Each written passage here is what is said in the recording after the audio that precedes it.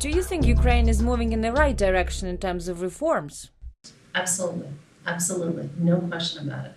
I think that history will show that there was a pre-Maidan period for 23 years and then a post-Maidan period, and the time for reform started post-Maidan.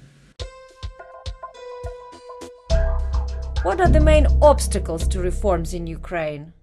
The obstacles to reform, I personally believe there are no obstacles to reform. Okay, and I know that's probably a controversial thing to say, but I think the reforms that we're seeing start from individuals who are taking good ideas, putting them into action, developing, as we saw with Trezor, a pilot project that is bankable, that people can then back and push through. So I think that Ukraine, more than anything, has a perception issue. I think that we're not getting our message out, we're not getting our story out. I believe we are doing our reforms in the post-Maidan period quicker than they were done in Poland or Georgia or other countries, but we are not taking that, we're not creating data to show that.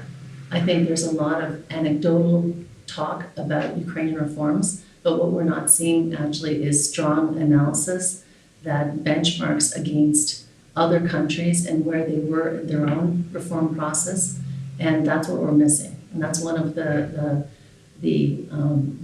that's something that I personally feel very strongly about, and I want to make an impact on in terms of getting the data out so we can see exactly where we are in terms of reforms, because we are a lot further ahead than people would have you think.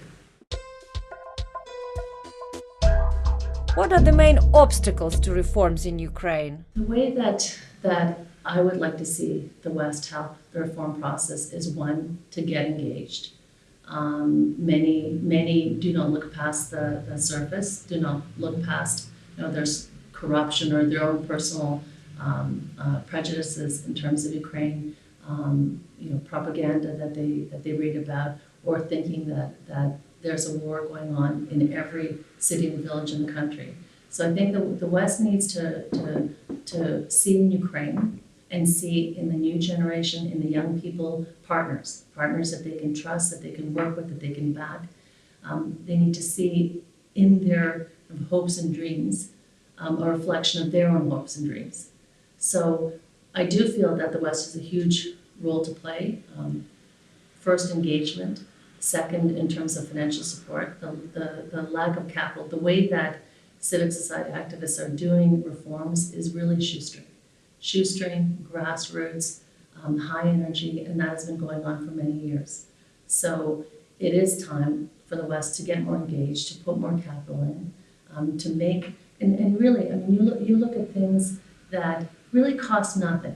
Okay, example, you've got balance sheets that wealthy balance sheets outside of the country, giving guarantees, leveraging balance sheets outside of Ukraine and giving guarantees based on those balance sheets. That is something that would have extraordinary results in Ukraine. I mean, we even saw with the U.S. the 1 billion, the Eurobonds.